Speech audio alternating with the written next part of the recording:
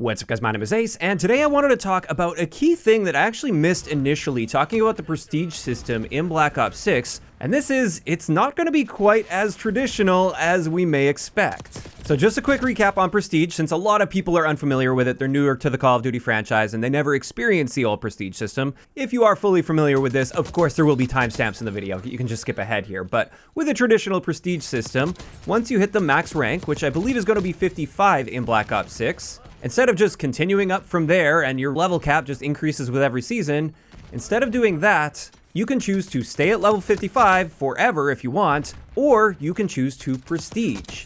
And when you Prestige, you enter the next level, you get a new emblem next to your name that shows that you have Prestiged, and you will reset yourself back to level 1. So you'll be Prestige 1, level 1 at that point.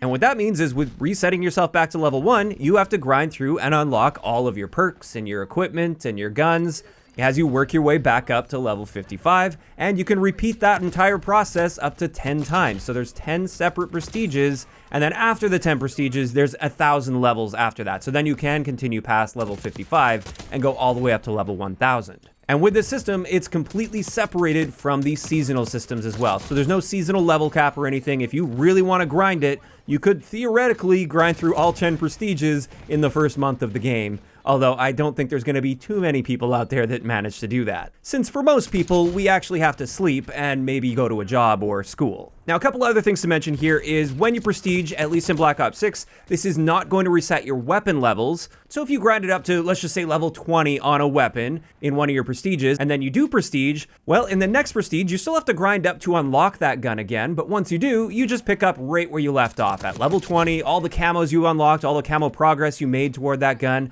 that will be saved for you as well. So it's not going to reset that weapon progress. And another little thing to point out is with every Prestige, you're going to get a permanent unlock token. And that's a token that allows you to select one item that will permanently be unlocked for you forever. So the moment you Prestige, that item will be there. You can use it right away. You don't have to grind all the way through the levels to ever unlock that again. And that's the system we're going to be seeing for Black Ops 6. However, there was one key point that I missed that was mentioned in a blog post here.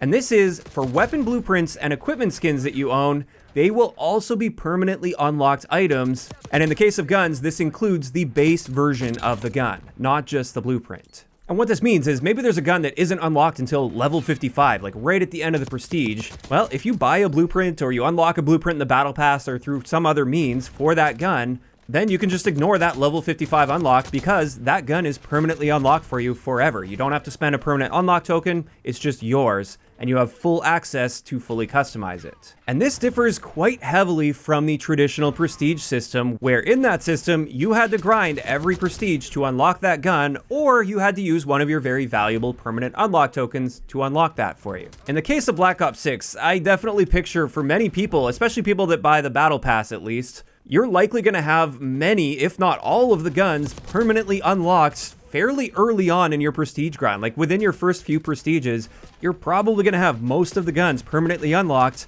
without ever spending an unlock token on those guns, simply because you have a blueprint for that gun. And because of that, not only is this going to heavily reward Battle Pass owners, because there's typically quite a few weapon blueprints mixed in there in the Battle Pass, more importantly, it's going to give a big grinding advantage for those that buy blueprints in the store.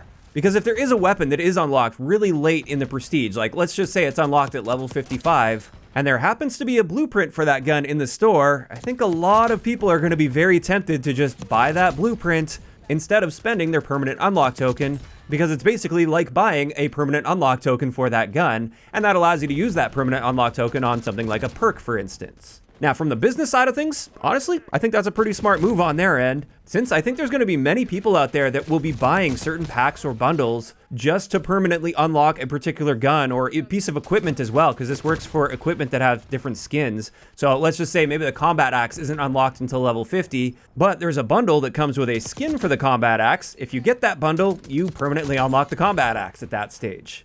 And I'd be willing to bet that a bunch of people that previously have never bought anything in the store, they're going to be doing that for the first time in this game because there's now going to be that notable grinding advantage for doing so. And I'll be honest, as somebody that doesn't even look at the store tab, I don't buy blueprints, I don't buy packs or bundles at all.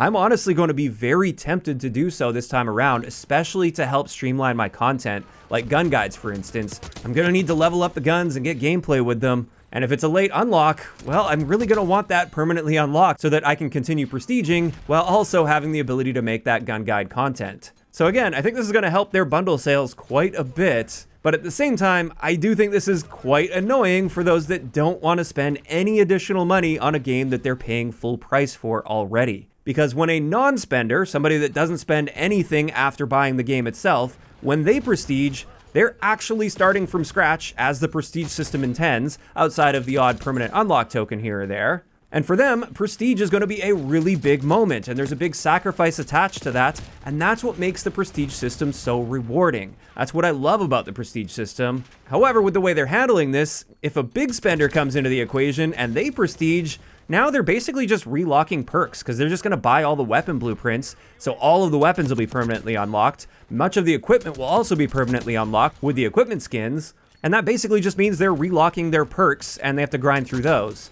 And to me, I do feel that devalues the traditional prestige system to a degree. There's going to be a fairly big discrepancy in how hard of a grind it actually was to get from level 1 to prestige 10 for somebody that doesn't spend a dime on the game after buying it versus somebody that buys a ton of blueprints and always gets the battle pass, for instance. Now, at the end of the day, it's not like this is a direct pay-to-win gameplay advantage so much, since it wouldn't be any different from somebody just sitting at level 55 with everything unlocked anyway, and therefore this is more so just a grinding advantage, but even then, I still feel it does devalue the grind to a degree.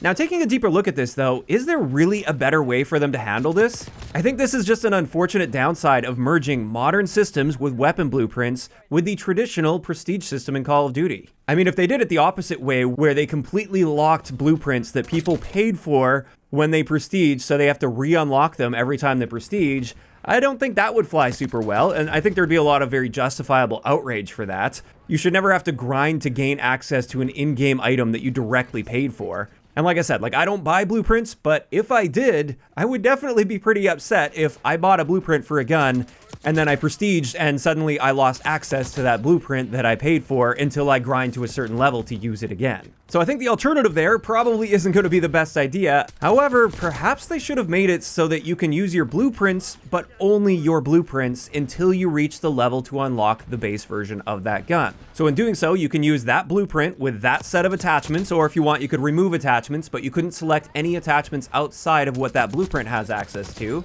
It would still provide a blueprint advantage by letting you use that blueprint before you unlock the base version of the gun, and therefore you could still be leveling that gun up, you could still be earning camos for that gun, and then there would still be a feeling of reward or accomplishment once you reach the level to unlock that gun, because then at that point you unlock the base gun, where you can now fully customize it and use whatever attachments you want on that gun, not just the ones that are tied to your blueprint. Personally, I feel that would have been a better approach to this system, but they did make it clear in the blog post that that's not how they're handling it, and the base version of the gun will be unlocked permanently for you. And unfortunately, I don't see them changing this at this point. I think that's something that's kind of set in stone by now, which is a little bit unfortunate, since I do think it's not really going to feel quite as traditional as we were expecting with the prestige system. But also, it's not really the end of the world for me. I'm still glad that traditional prestige is returning, and I'm very much looking forward to engaging with that system and grinding through all of my prestiges. This is just one of those things that's been on my mind a little bit, and I do feel it's going to take away from that prestige system slightly. I guess one positive that is attached to this, though, is I do think more people will be willing to engage with the prestige system, since there's less of a sacrifice to be making, especially if you happen to have a bunch of weapon blueprints accumulated already. It's going to make the system much more approachable, but in doing so, also slightly less rewarding, at least in my eyes. And there we go. That's pretty much it. I just wanted to sort of get all of that off my chest and also inform you guys for anybody else that may have missed that little note in that blog post. And with that, this is where I'm curious to hear from you guys in those comments down below. How are you feeling about how they're handling this here, where if you do have a weapon blueprint, it will permanently unlock that weapon? Do you think this is a good system and a good way of handling it, or do you think this does devalue the prestige system to a degree? If you enjoyed this video, a like rating is always appreciated, and don't forget to subscribe for more if you haven't already. I'll talk to you guys next time.